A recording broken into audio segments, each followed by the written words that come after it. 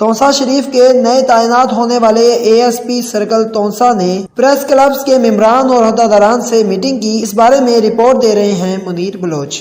तौसा शरीफ नए तैनात होने वाले एएसपी सर्कल तौसा ने Taunsa press club, Taunsa active media club के मेंबरान और ओहदेदारान से मीटिंग की। मीटिंग में इलाकाई मसाइल को ज़ेर बहस लाया गया। एएसपी मीर रूहल खान ने मीडिया को ब्रीफिंग के दौरान कहा, और मेरा भी वाज़ेह मैसेज अवाम को है कि यहाँ पे बिल्कुल भी हमने मेरिट पर काम करना है। यहाँ पे तफ्तीशें सारी मेरिट पर होनी है और कहीं पे भी किसी किस्म की करप्शन को बर्दाश्त नहीं किया जाएगा।